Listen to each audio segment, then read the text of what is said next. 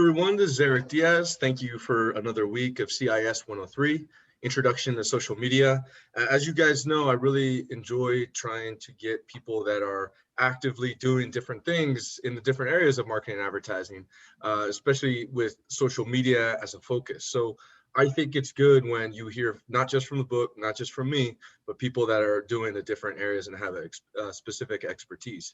So this week, I really wanted to bring somebody that actually has an experience of building content on their own channels, having their own life and grow and having their own platform where they kind of share their experiences, their thoughts, who they work with, and kind of have that be where they a channel that's actually gotten to the level where they can actually get compensated for the things that they talk about and the posts that they create, because I think that's a unique place to be. Not many people get to be at that level. So I'm really happy to have Ariella with us today. And Ariella, I'll tell the class as well, just in full disclosure, my company does work with Ariella in certain situations. So we actually hire Ariella for our clients in order to have her represent our brand, because we think we feel really strongly about the way Ariella presents herself and the content she creates, and that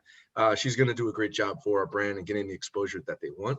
So I will say that it's been something that our client continues to want to work with Ariella. So I'm really happy that she accepted my offer to talk to the class today. So thank you, Ariella, for being with us. No problem. Thanks for having me.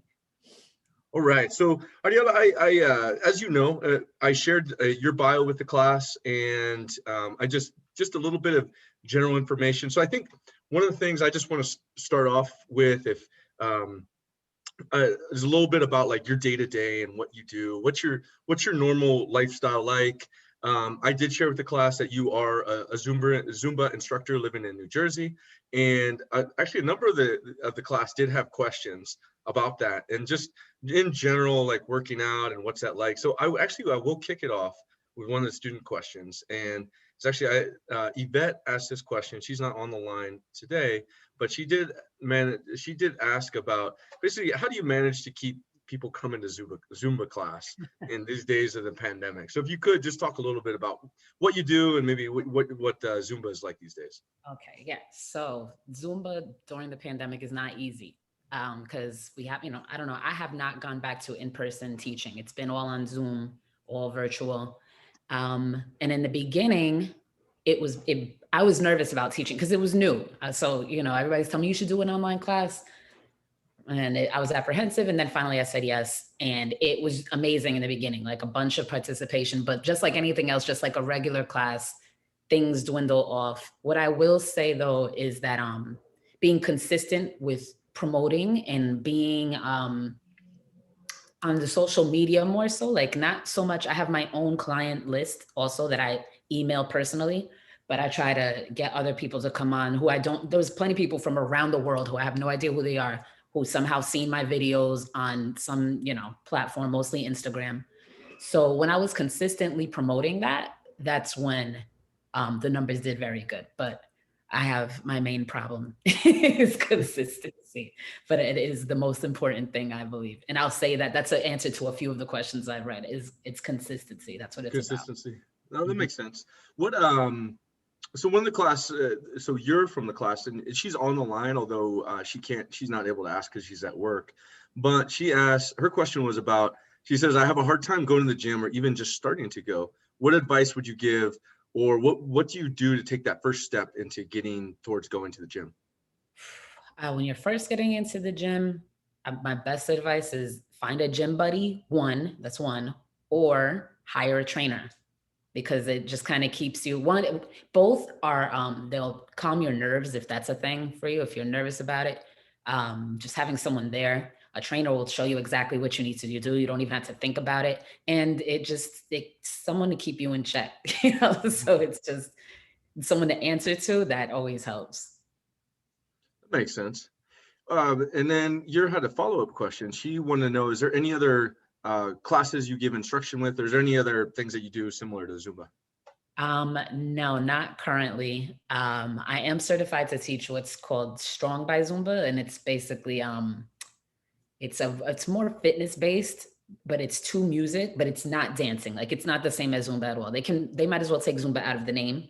But I'm certified to teach that. I'm just still practicing for that. But no, Zumba right now is all I do. Okay. So tell us more, like what's a normal day like for you? What are the things that you do every Well, week? I do have a full-time job. I work for a utility company, so that's Monday through Friday during the day. It has nothing, and it has absolutely nothing to do with anything I do on social media. So like, that is my breadwinner, and that's that. Don't post anything about it. I can't even. That's Right. work. Um, and then other than that, it's a lot of, so I do Zumba, right? That's my next thing. So just focusing on new music, new choreography. And then when it comes to my social media side, if I'm working with a brand at the time, it's, sketching that out. What's that project or whatever I'm working on going to look like? Making sure I have it, in my calendar and things centered around it and not centered around it. So I have enough time for that. It's a lot of creative work. It's just staying in a creative space, basically, and then trying to relax on the weekends. So, so okay. So then, just so I fully understand. So basically, you have a full-time job. You also on the side do Zumba, and then you also on the side do everything else, content creation, as far as work with any brands, all that. So Yes, that's a hustle. it's busy. Yeah, very good. Um, I wanted to pass to Zoe. Zoe had a few questions, and I wanted to allow her an opportunity to ask you directly. Sure. Hi, my first question was, what does a typical workday look like for you? We kind of already answered that one. Okay. And then my second question is, what is your favorite or most memorable brand to work with? Well, I was thinking about that earlier. What's my most memorable or favorite? I think my favorite one was Daily Burn. It's an app, Daily Burn, and it was, it's fitness. And I've worked with them twice actually, and it was just fun because they wanted video and they wanted you to use. Everybody wants you to use their product, but this was just, it was, I don't know, not interactive. It was just more fun. It was more fun. It was physical. I got to show what I can do. Um, but that's not really memorable. It's just favorite. I think to talk about a memorable one would be my first one. So I started on YouTube back in 2009. And one of the very first company that reached out to me that wanted to send me a product it was Adara coconut oil. So my page was about hair. My channel was about hair. And they sent me a product just for free. And they didn't even want anything crazy. I don't even know if they wanted a review on it, because this was the beginning of, YouTube being anything for promotion or anything like that. People were self-promoting their own products, but not really promoting other people's things. So anyway, I put together a really nice video, something, or at least that's what they said. It exceeded their expectations. And if I can call them up now and still get free product if I wanted. We have like a lifelong friendship, but that's why it's so memorable to me, because they were just so sweet. They were so sweet. What was the name of that company again? Adara, Adara. Got it. And then if I can really restate Zoe's question about like typical workday. So like say that Adara or Daily Burn asked for you to post something for them. What does that look like? If that was like your typical day, like when you're working for a brand, what is that like? Well, it depends on the brand and what I have to do with the product is. If it's so let's go to gotta be, all right. So if it's a hair product that's supposed to do anything, I have to make sure that it can do that for my hair, right? Mhm. And then I have to make sure, or I like to make sure that I get the best results. So usually it's like I'm not doing anything else for that day because my hair takes a long time to do.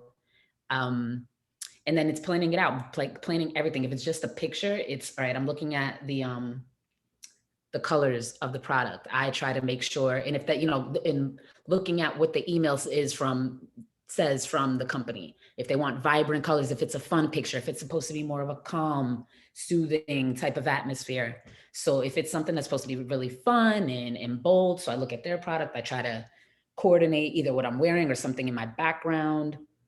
setting up lighting and looking for the best lighting, the best angles. I have a bunch of, I'm sure we all do have all the setup, the lights and the holders, and then taking 1,000 pictures. That's what it is.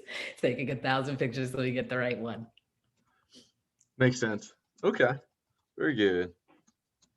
Let's see. Let me ask one of Allison's questions from the class. So she said, what do you feel that companies look for when hiring an influencer? Do you have any advice for someone who would want to become one?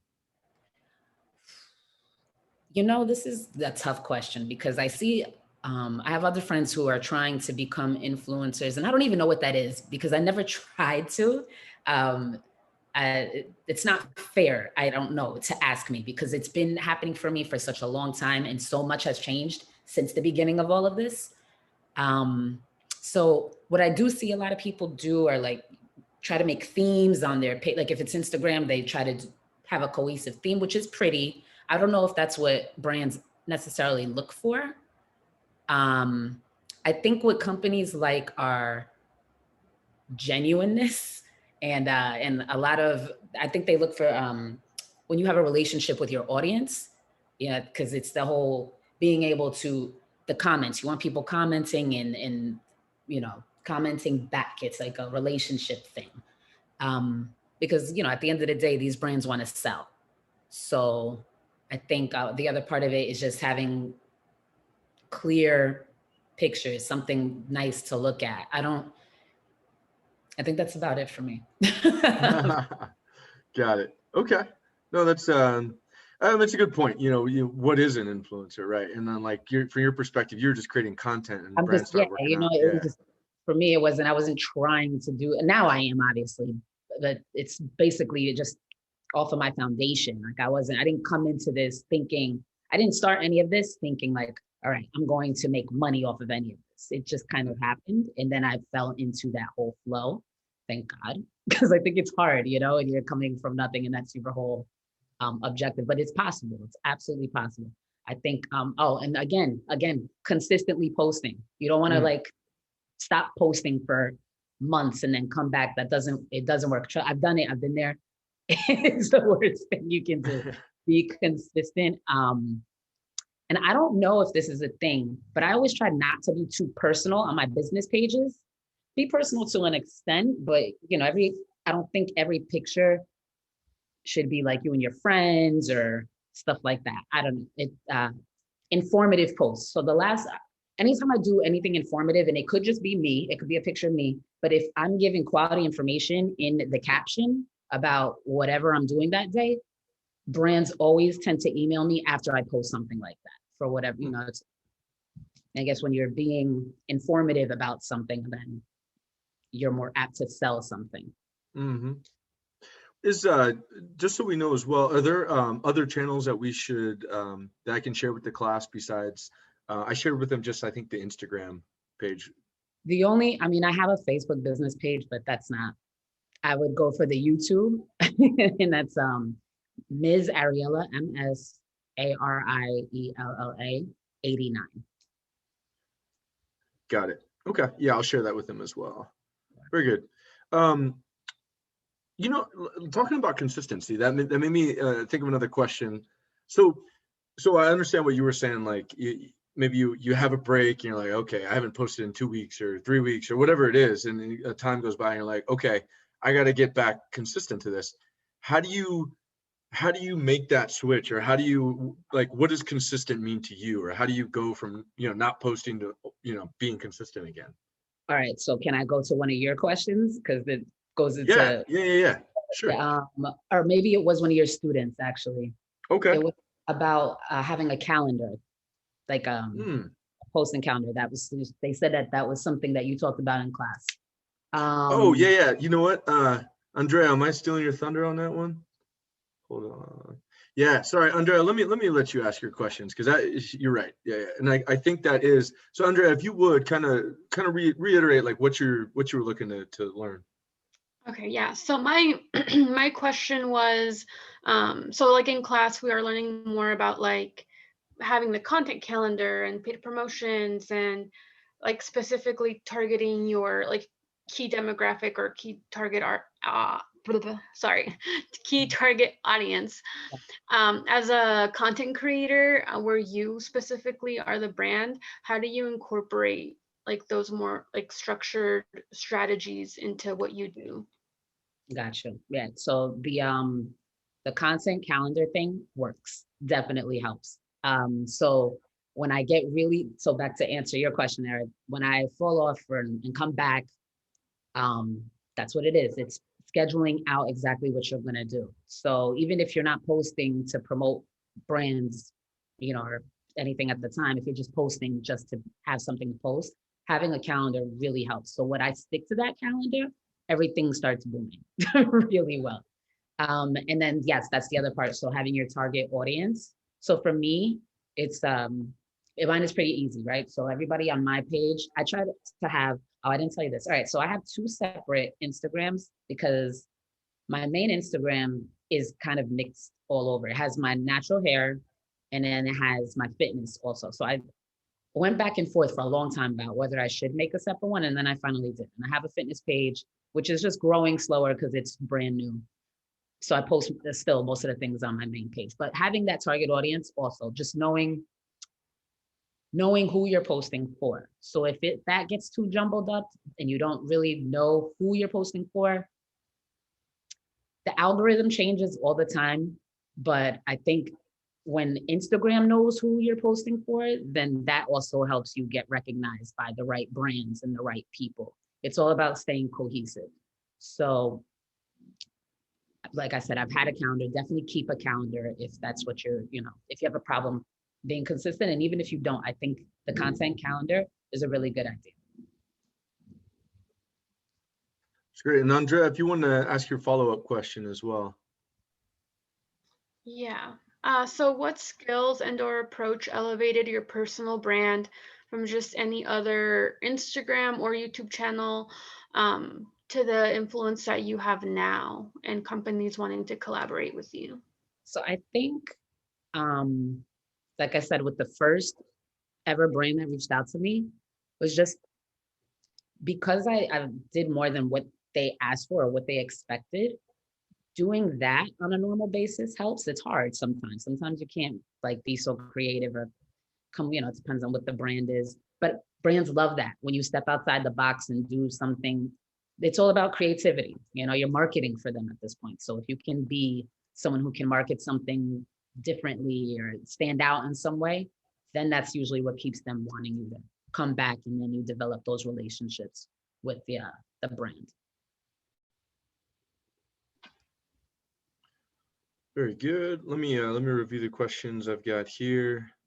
I also wanted to see what I guess any like good or bad experience. I think there's always a fun question, like if you have any like, I don't know, just like you don't have to name any brands, actually probably better if you don't, but like if you have any like horror stories or like really positive stories, about working with brands, those are always fun. I thought about this for a while. I don't really have any crazy stories. Only one thing that was slightly annoying was one company asked me, all right, so I had to buy their product, but they reimburse you for it. So that's fine. I don't mind that. They completely reimburse you for it, and then they pay you also. But what they didn't tell me, it was only available on Amazon. And this is I work for this company that sets me up with other companies. I don't know is there a name for that? Do you know what I'm talking about? Like, is it an agency or is it some kind of like this middleman that I work for, and then they send me their stuff like, oh, this company wants to work with you, but I work for this, so I'm getting all that information through this one company. Anyway, they're very strict on being, on time with the post, which everybody is. But in this particular company, it's if you're not on time, then other brands are reluctant to work with you. So mind you, we're in a pandemic, but I think everybody's working from home. But I couldn't get product in time because I didn't know it was only available on Amazon. So I had to email them. They never emailed me back. I'm not working well with that company anymore. Like all of this broke apart because of miscommunication. I felt. And I was like, you know. But other than that, no, nothing crazy. I never got like a product and it broke me out or anything. Like, that would be Gotcha. hard. Oh, yeah, it was actually, that's kind of on the same topic of one of the questions that I believe Allison submitted.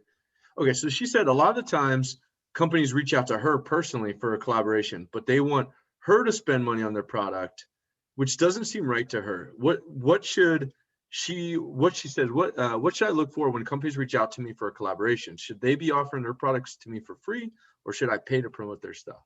I never pay for any, like, if no, I know what she means. So the companies reached out to me too. Or even with a discount code. I don't care. I don't want that either. Here's a discount code. And what it is they set you up like, okay, so when you sell, now we'll give you a code. And when anybody buys through this code, you'll get this much percent of, and I'm just not into them. Like, I'm not selling your product this way. I'm just like, but if that's what you want to do, that's just not what I want to do. I want, I like closed deals, and then we can start something else. So what should she look for? That's a really good question. So for me, when a company is emailing you, I look for it to be very personable. So I want them to say my name, not my Instagram handle, because my name is on everything.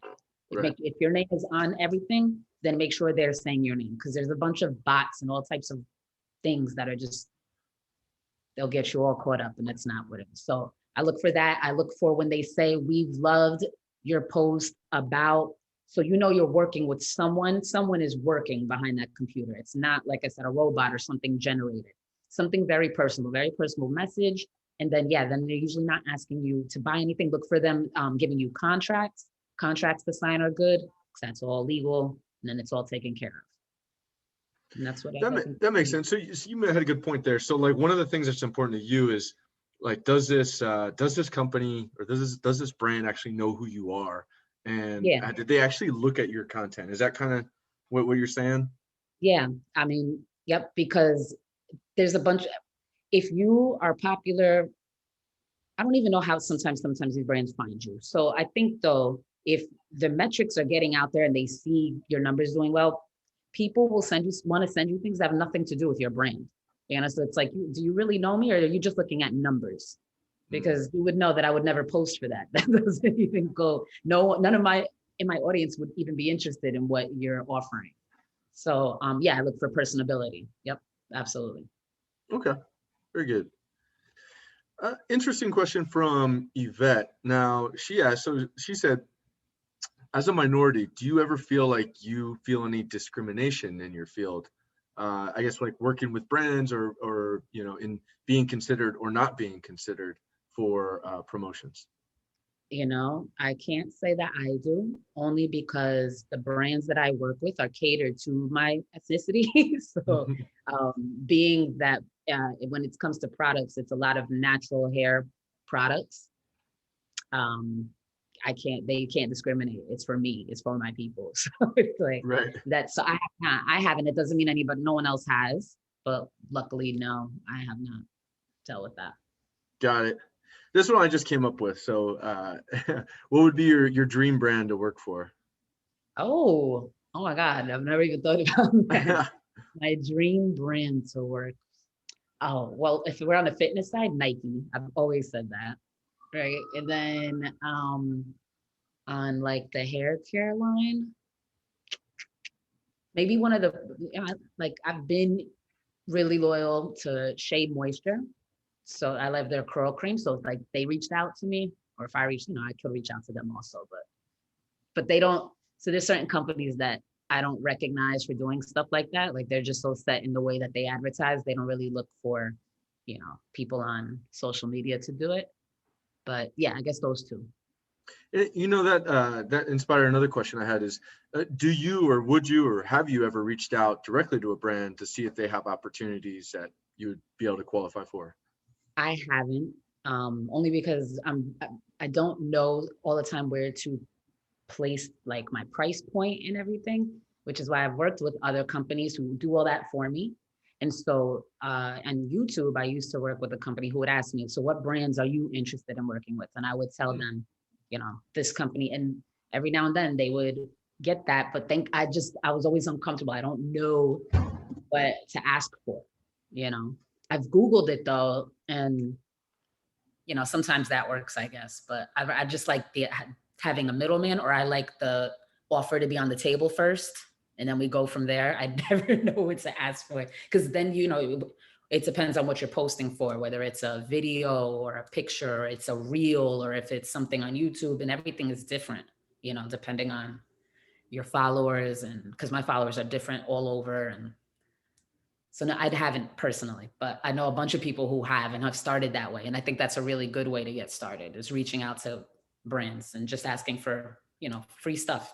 And that's a good way to just start if you're just getting off the ground. Yeah, no, good point. Question, this is one of the ones I did send you before, but I'm even more curious now. So how do you describe yourself if you're in an elevator conversation? Elevator conversation. I'd say, hey, I'm Ariella. I'm a fitness and big curly hair fanatic. Like I said, my daytime job has nothing to do with the rest of my life. I work for a utility company. And luckily the other things I do, I'm very passionate about and I love and I get paid for. That's great. All right. And then, and anybody that's here, if you have any other questions that come up, just message me. I can probably get you in. I've got just a couple other questions for you, Ariella, before we wrap up.